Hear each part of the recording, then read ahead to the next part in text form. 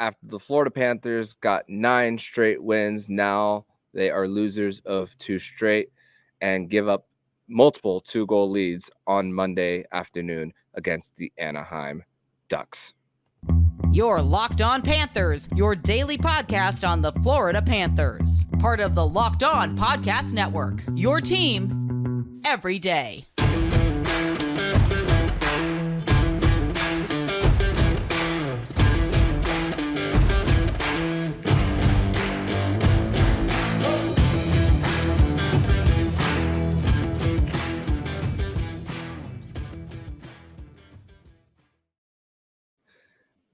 And welcome into this Tuesday, technically released on Monday, edition of the Locked On Florida Panthers podcast, part of the Locked On Podcast Network, where it's your team every day. Thank you for making the Locked On Florida Panthers podcast your first listen of the day. I'm Armando Velez from the Hockey News, and you follow me on X at Monoman12. Follow show account on X and Instagram at LO_FLA Panthers. And shout out to the everydayers who come back here and get your daily Florida Panthers fix. And today's episode is brought to you by Game Time. Download the Game Time app, create an account, and use code LOCKEDON to get $20 off your first purchase at Game Time.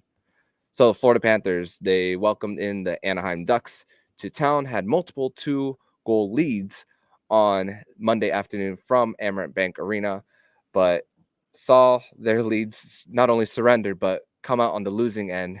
And even though they are 19-0-1 going into the third period, with a lead, it now makes it 19-0-2 as Alex Baumgartner scored the game winner 48 seconds into the final frame. But we do have a guest on the show. We're going to do a Chris Collinsworth type of slide here-ish as we welcome in Alex Baumgartner of the 5 Reasons Sports Network to break down this 5-4 overtime loss for the Florida Panthers here at Amerant Bank Arena, here from the Roger Nielsen Memorial Press Box here.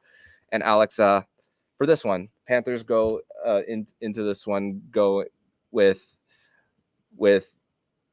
I would say a little bit of, not necessarily momentum, but a little bit of confidence after what happened on Saturday against the New Jersey Devils. Yeah, they lost 4-1, but Maurice even spoke about that's a game that you feel not necessarily good losing, but with your quality chances. But even the Panthers, I mean, only giving up 4 shots on goal in the first period. I mean, that last one, after having a 2-goal lead, which was off a face-off, and then Killorn scores in the final minutes in the final seconds of the period. But it was just a matter of getting the leads, but then also losing the puck in the neutral zone or the blue line for the Panthers. What are your biggest takeaways from this one? Yeah, it's funny, these like matinee games, 1 p.m. on a Monday today, these games are always kind of a wild card. It's very like weird stuff happens in these games, and it's happened a lot with the Panthers. Another overtime game against the Ducks. I think the biggest concern is that they had 2-goal leads, and the Panthers are one of the best teams in the NHL at kind of just shutting it down, especially late in games. It's been a couple times where they will concede the first goal, or they'll concede a couple in the first 40. But they're a very, very good third period team, especially with the lead, as the stat you just said, I think it was 19-0-1 prior to today. Too many odd man rushes. The first period was about as good of hockey as you can play. 3 shots on goal up until 4 seconds remaining, where there's kind of 10 seconds left. Offensive zone face-off. There's a blunder at the point. Other team goes away and scores a breakaway with 4 seconds left. They're carrying momentum into the intermission after you played a perfect 1950-something of hockey, right? That's a real killer when you give up a goal that late, and then Anaheim goes again, scores in the next period to tie it. But the Panthers are very good at, kind of calming down the nerves. As we saw, they pick up another 2-goal lead. But give Anaheim credit. They capitalize on their chances, which is less than the Panthers. The Panthers' PK was perfect. Their power play scored twice, and they still lose the game in overtime. So it's a very, very unusual kind of night or afternoon to dominate the special teams play, score a shorthanded goal. You did concede one as well, and you still come up short. So it's definitely not going to be like this every night. But yeah, I think the biggest concern is you gave up a couple too many odd man rushes, and Anaheim scored in literally every single one. Yeah. And for this one, even though it was 5 for 5, the stat sheet on the penalty kill, a lot of abbreviated power plays as well. I mean, but still, like, you're working hard to get those. You draw a trip, it's because you're getting in the guy's lane, right? Yeah. I'll still count that as a kill, even if it is 6 seconds, like one of them was. Yeah, no doubt. And just Maurice spoke about like a lack of focus as well, and the group also spoke about that as well. I mean, you mentioned it, 2-goal lead, one of them on the power play where Verhaeghe hit off the post, they got it back to him, scores on a wrist, their far side, and also Sam Reinhart scored on the shorthanded goal. Now 7 straight games where he scores on special teams, 6 of them being on the power play, the other one being shorthanded for Sam Reinhart in a contract year and all. But also the Anaheim Ducks, the goal that I believe got it to a 4-3 game or 4-4, one of the goals. I mean, they were fighting off a check from Nico Mikkola, and Troy Terry gets it to tie the game at 4 and as well. And it was just not as hard on pucks as you want them to be as far as that. Look, when it comes to that, Anaheim played a very good game around the trapezoid, not trapezoid, in front of the crease. That's where most of their goals came from. They weren't wiring pucks from the top of the blue line. It's going in. You're getting odd man rushes. You're getting traffic in front of the net. You're getting your breaks. Florida said they got a little run and gun, which is very evident. Yeah. When you have 2-goal leads like that, you kind of let off the brakes a little bit. That's definitely what happened today. That doesn't happen a lot. And, you got to play a full 60 minutes. And it wasn't the strongest of nights for Anthony Stolarz, who has been a very good backup this season. Mm-hmm. I think Stolarz has been exceeding my expectations in terms of that backup role. Tonight wasn't his strongest night, but he did make some big saves. John Gibson on the other side did make some big saves. It was overall, you can't pinpoint it on one specific area. I think there was a couple things that went wrong, whether it was getting away from, the stronger defensive battles, not, hampering down, getting a little running gun, like multiple players said. And then it wasn't the greatest of goaltending nights, but when you're getting that many odd man rushes in front of you, I mean, there's a couple breakaways, right? Yeah. You can't pin all of it on the goaltender, which I will not do. Once again, very weird kind of game, very unusual. There was 15 penalties. There was 9 power plays. Florida killed off every power play they faced on the other side. It's I wouldn't look too much into this. Yeah. Especially after a 9-game win streak, and then you get a point tonight. So. Yeah, and like you said, they gave up too much of the breakaways, and then when you have the clear lane to the net, Anthony Stolarz is not necessarily forced to be on top of the crease, but then reaching out and then having to try to make a save on his leg. We saw a few times, but we couldn't count that the whole game. We couldn't have the Panthers count on that the whole game and all that as far as that when it comes to Stolarz and just sometimes facing one-on-one opportunities, which the Panthers did talk about in the locker room after the game. But we are going to transition over to segment number 2, where we're going to discuss when we thought this game was won or lost in this one. We are going to discuss that and more here on the Locked On Florida Panthers podcast. Today's episode is brought to you by Game Time. And you shouldn't have to worry when you buy tickets to your next big event. Game Time is the fast and easiest way to buy tickets for all the sports, music, comedy, and theater events near you. With killer last-minute deals, all-in prices viewed from your seat, and their best price guarantee, Game Time takes the guesswork out of buying tickets. See the view from your seat before you buy so you know exactly what to expect when you arrive. All-in prices show your total upfront so you know you're getting a great deal before you check out. Buy tickets in seconds with just 2 taps. Game Time has deals on tickets right up to the start of the event and even an hour after it starts. It's the best place to find last-minute tickets. Find exclusive deals and sponsored deals on tickets for football, basketball, hockey, concerts, theaters, and more. With zone deals, you pick the section, and Game Time picks up the seats for big-time savings. Download the Game Time app, create an account, and use code LOCKEDON for $20 off your first purchase. Terms apply. Again, create an account and redeem code LOCKEDON for $20 off. Download Game Time today. Last-minute tickets, lowest price, guaranteed. Locked On has launched the first ever national sports 24/7 streaming channel on YouTube. Locked On Sports Today is here for you 24/7, covering the top sports stories of the day with local experts of Locked On, plus our national shows covering every league. Go to Locked On Sports Today on YouTube and subscribe to the first ever national sports 24/7 streaming channel. Here on this post-game edition of the Locked On Florida Panthers podcast, even though it is the Tuesday edition of the show, we are releasing this early here on the Locked On Florida Panthers YouTube page and on audio, here with Alex Baumgartner of the 5 Reasons Sports Network here on the show. So as far as when it's funny, it's always so different every single time when you think about these, when I think about a moment of when I thought this game was won or lost. But this one, like you said, not much to read into this game. Not necessarily that, but as not as much to harp on when it comes to the Panthers dropping this one.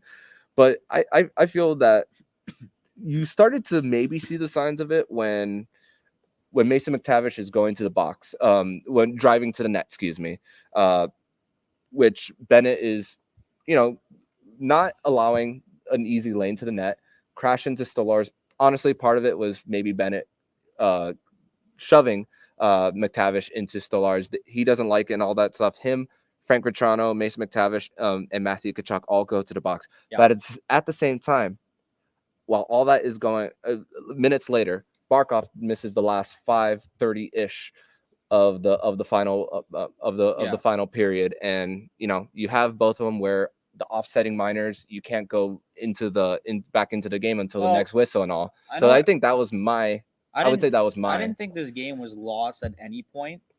Obviously you're kind of on the edge of your seat if you're a fan, and if you're a fan, you're probably on the edge of your seat. Like, we just gave up a 2-goal lead.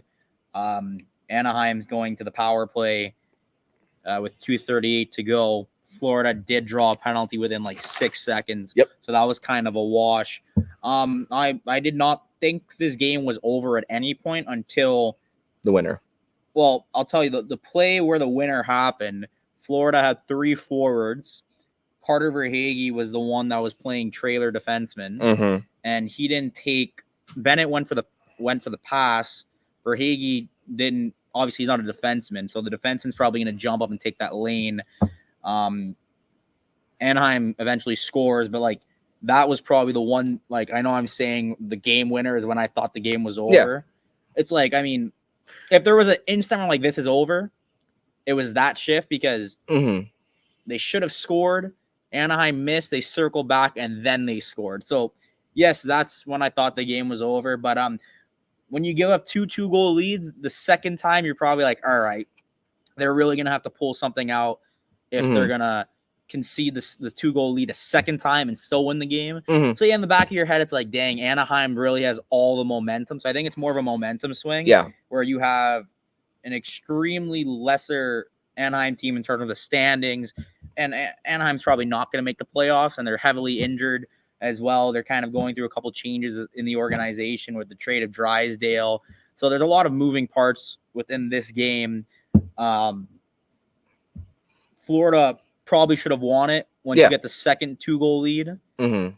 So I think Anaheim did a spectacular job at not only overcoming it once, but overcoming it again. So, yeah, maybe the writing was on the wall that this was an Anaheim Ducks kind of day once they came back from the 2-goal lead the second time. But once you get to overtime 3-on-3, it's kind of anyone's game. By the way, on the Barkov thing, 5:30-ish left, 5:30 plus left.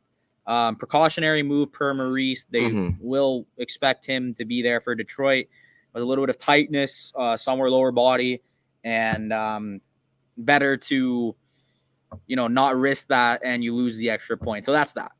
Yeah. And as far as the momentum swing and all, when it came to that, and then later getting the Anaheim Ducks to go to the box after drawing the holding of the stick call for the Panthers there, you have 2 guys in the box and then one who's not on the bench. So it's a little bit of, and here's the thing, in this all-time series, the last 7 have gone the Florida Panthers way. And as far as 3 of them going into overtime, making the 4th one go into overtime out of 8, Panthers thrive on with open ice, even though their style of play has changed with Coach Maurice here. Yeah. They love playing that style of play. They're 3-1. They were 3-1 going into this one in overtime. The only overtime loss came in the very beginning of the season against Boston, where they blew a 2-goal lead there. They definitely got away. They're definitely away from they're not a running gun team. They tried that last year with the coaching change, and it just was not working. And then they said they had to just buy in completely to shutting it down and playing a defensive game. And they can still score a lot of goals, but a game like this is very rare where you're giving up that, like we saw in Colorado, they gave up the 3-goal lead, but once they got it back, they just shut it down completely, right? It was 4-4. You make it 6-4. You score the empty netters. You win 8-4. It probably should have been like that tonight once you go up 4-2 after giving up the 2-goal deficit the first time. Team instantly said we got too late. We got too loose. We played too much run and gun. Maybe 2 years ago, they wouldn't have said that. They wouldn't have brought up they were playing too running gun. This team is very defensively sound and locking it down. So, yeah, I don't expect something like this where you're conceding 2 goals unanswered 2 times in a game. That happened many more times this season.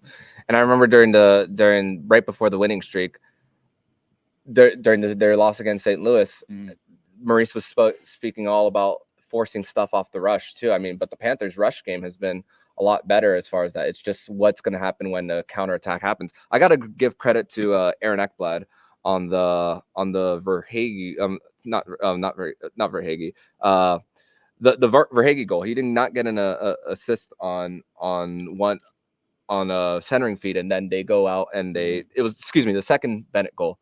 Yeah. He blocks a centering feed, and then they go out in transition as well. Aaron Ekblad has been very, very it might be one of the better defensive seasons of his career.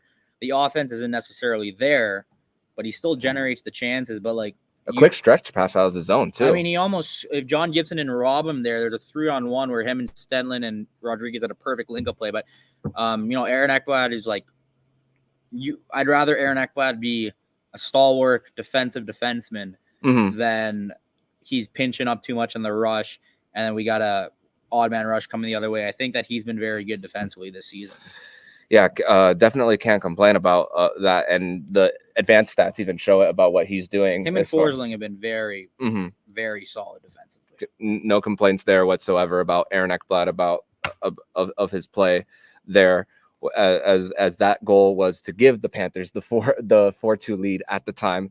Then, but we're going to transition over to segment number 3, where we're going to discuss more about and put a little bit of a wrap on this game and more about just how the Panthers mentally rebound from a game like this and their 2-game skid. We're going to discuss that more here on the Locked On Florida Panthers podcast.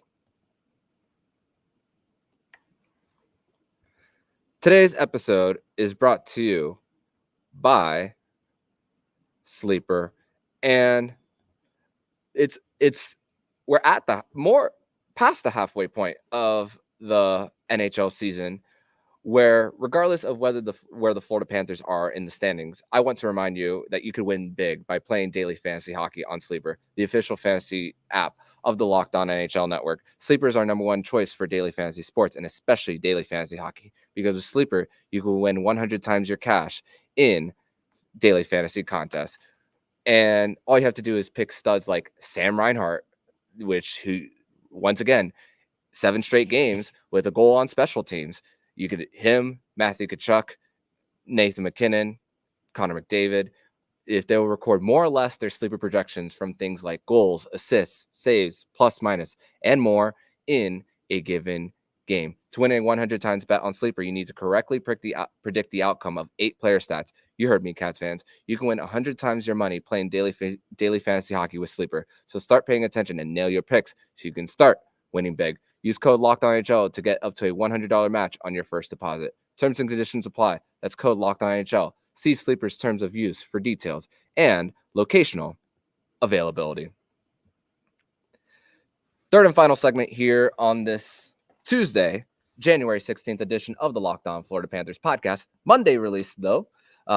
Thank you once again for making the Locked On Florida Panthers podcast your first listen of the day here on a Monday edition of the show. So it's crazy thinking just the mindset of the team collectively, where coming off that Western Canadian trip, where you see 4 points out of 10 that time around and 2 shutouts there. But then you think about the amount of chances offensively on Saturday and then going back to this one. I mean, the second line combined 15 shots on goal between Verhaeghe, Tkachuk, and Bennett on the night, consistently driving to net. I mean, we feel for Sam Bennett getting 2 goals on the night. Now he's in double digits. I mean, and Paul Maurice even spoke about how the amount of time missed and then coming back to this production that they've had. I mean, we can't deny this is a top heavy team when it comes to the forward lines as well, when it comes to scoring,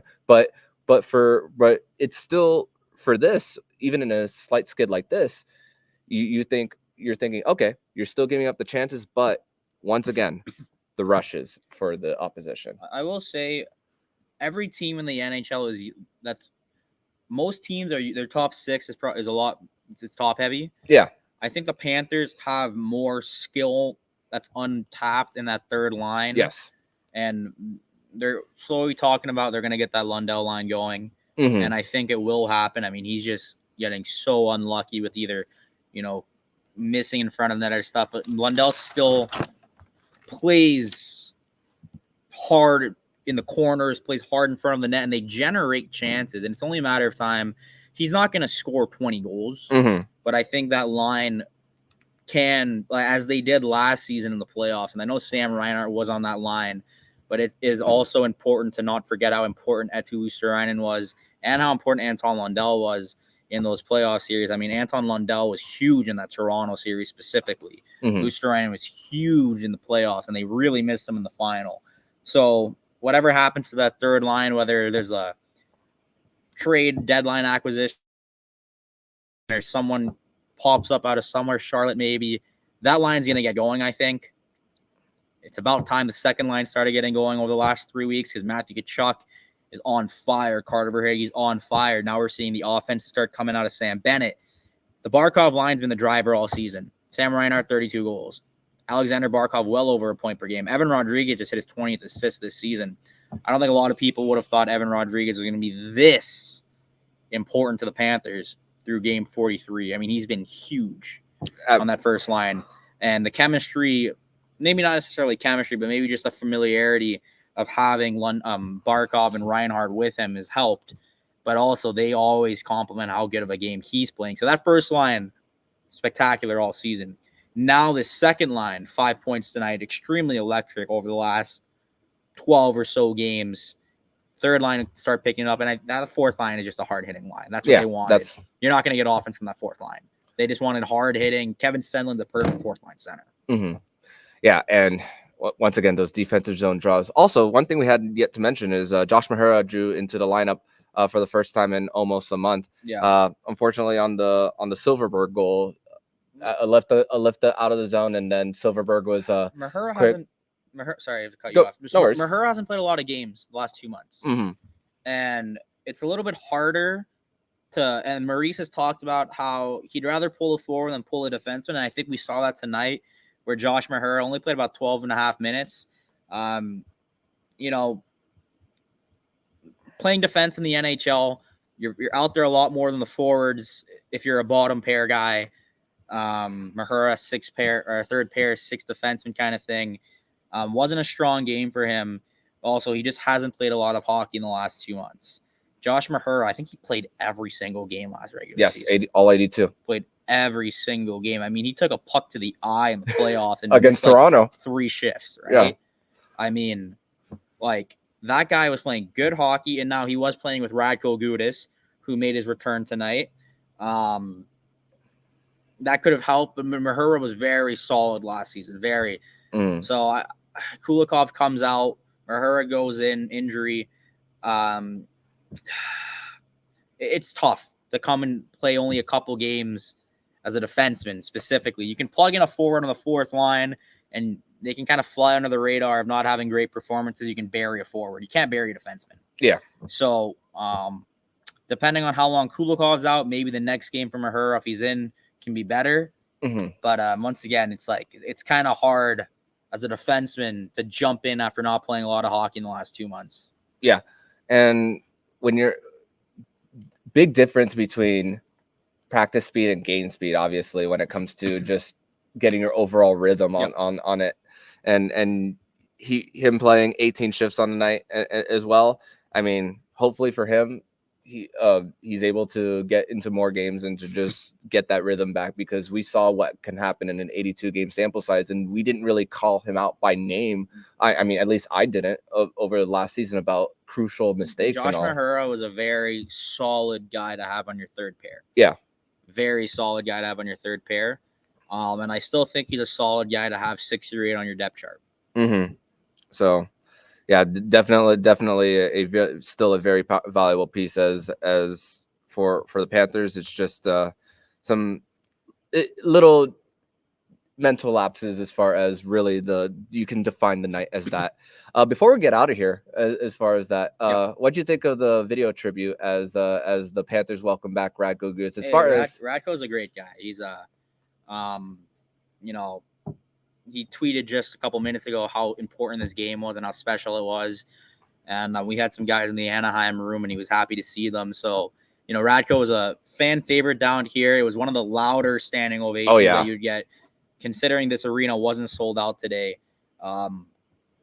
Very, very good applause for him, and they love him out here, and Radko loved it over here. So, very important piece of the Panthers over the last couple of years. And he's definitely, even though the back end has been improved this season, they would have loved to keep Radko Gudas and have him there. Mm-hmm. So I observed the last go round that Radko Gudas would not, or any of the former Panthers or the former Ducks would not fight a former teammate, and that theme continued tonight.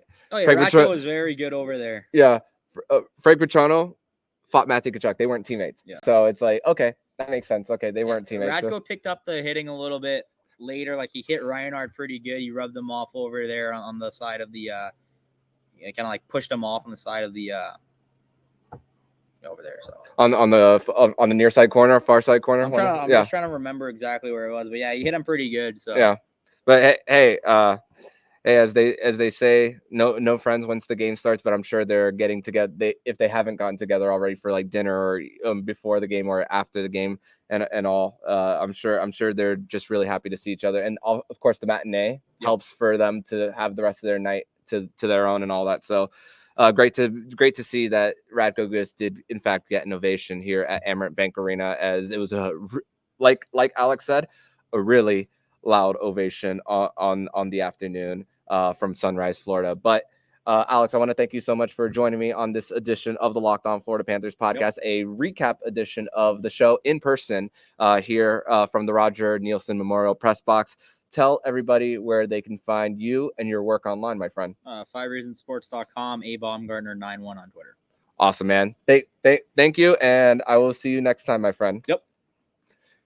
And if you like what you're hearing, please subscribe to the podcast to be notified every single time the Locked On Florida Panthers podcast jumps into your podcast feed. Don't forget to also subscribe to the other shows on the Locked On NHL network, including Locked On NHL, Locked On Fantasy Hockey with Flip Livingstone and Stu Roden, and Locked On NHL Prospects. Thank you once again for making the Locked On Florida Panthers podcast your first listen of the day. So I'm Armando Velez with Alex Baumgartner, and you've been listening to the Locked On Florida Panthers podcast, part of the Locked On Podcast Network, where it's your team every day.